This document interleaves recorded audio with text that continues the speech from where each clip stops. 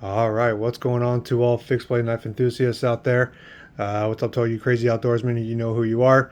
I have the biggest, heaviest, and now by far the most expensive knife to show off in my entire collection. This is the Work Tough Gear Primal. And if you hear noise in the background, excuse me, I got this big crazy shepherd and he's all feisty right now. Anyway, so a lot to talk about this. Like I said, this is by far the biggest, craziest knife I have in my entire collection, and a lot to say about it. So once again, I forgot, this is called, once again, the Work Tough Gear Primal. It was originally designed to drop in November 2025. Then they pushed it out to 2020, or I'm sorry, December.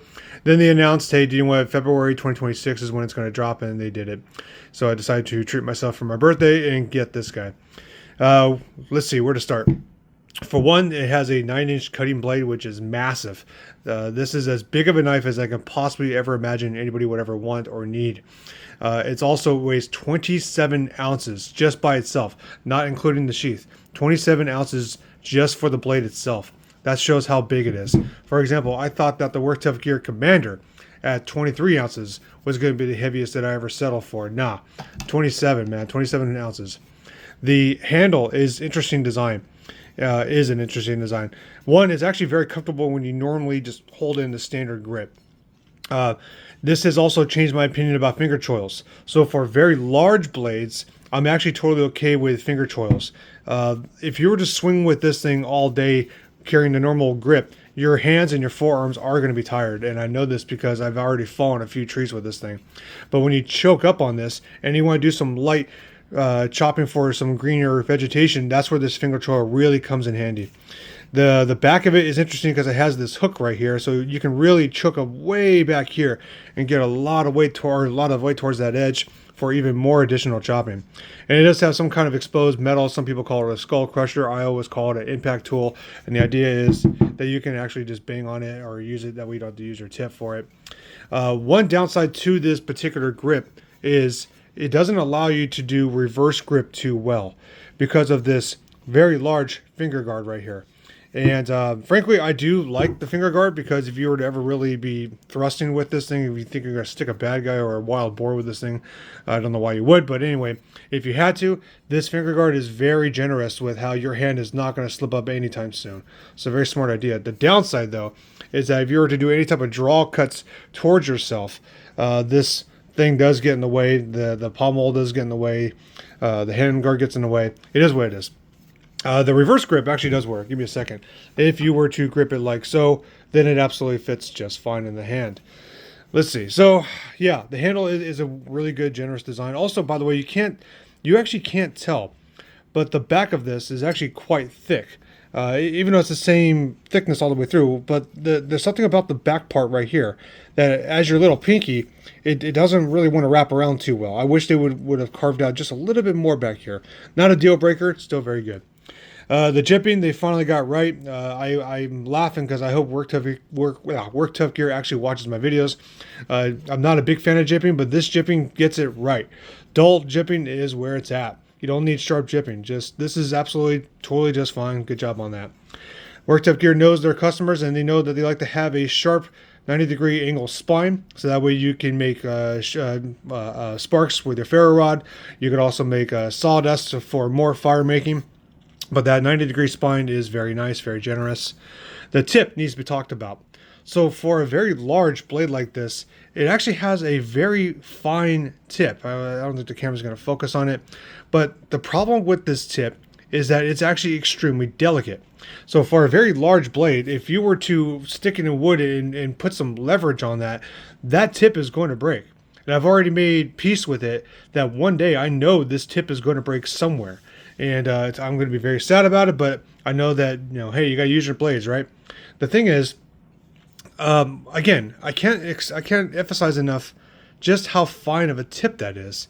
And once again, I just fear that if I were to really be heavy duty, if I'm clear something out in the wilderness and this tip gets stuck somewhere, because of the length of the blade, if I put a good amount of torque, I will break this thing. So who am I to judge on how something was designed? But give me a second. Like the second from the big guy, look how thick this Work Tough Gear Commander is. This is a thick, stout tip that's not going to break anytime soon. So this tip is way more better for harder use than this one is. Again, to each their own, but yeah, that's something I'm just kind of concerned about.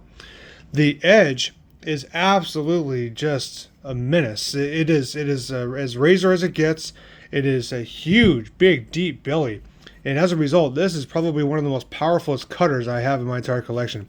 I cannot express enough how powerful these cuts are when I'm doing either hard whittling, or when I'm just, like I said, I've already fallen 2 trees. I went to my mom's backyard, and she had a storm, and these two, I want to say 3-inch thick size trees had fallen down, and I used this blade more than my axe, more than a saw, and I used this knife to really clear it out, and it was a pleasure to really use this blade. And I can't emphasize enough, the cutting potential of this knife is just something else. Now there's a catch-22. The problem is, like the tip, the edge is extremely thin. Look at that. Hopefully the camera picks it up. Very, very thin edge.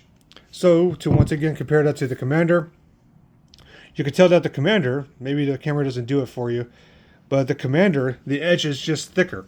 Now, the pros is that your cutting, your draw cuts, all your cutting and chopping capabilities are going to be there.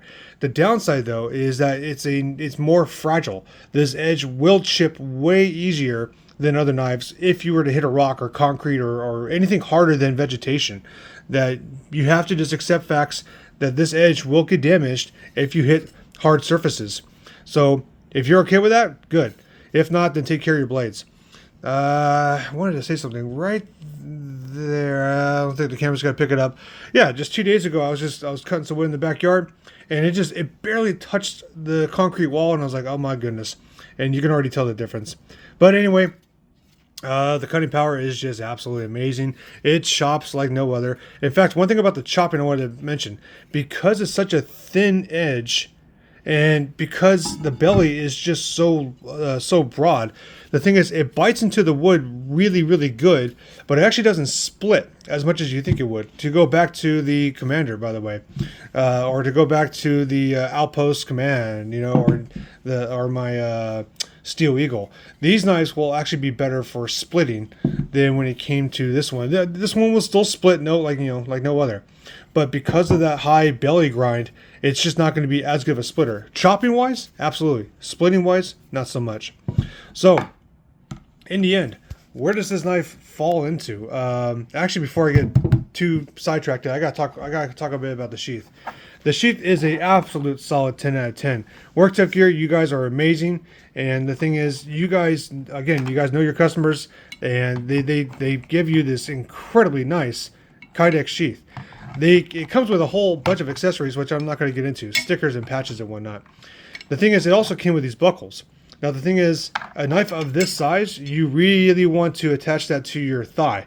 You don't want that thing just flopping around on your belt. If you're actually able to carry this thing in the wilderness, then, man, you get a serious thumbs up. This is a blade that's so big and so heavy. There's a lot of other options out there. You carry a 6-inch blade and a saw, and you can do more than what you can with this blade.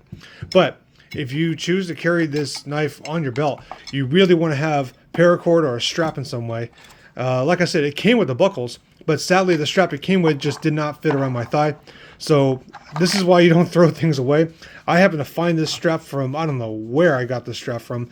I cutted it, I melted the little ends of it so that way I can make it fit.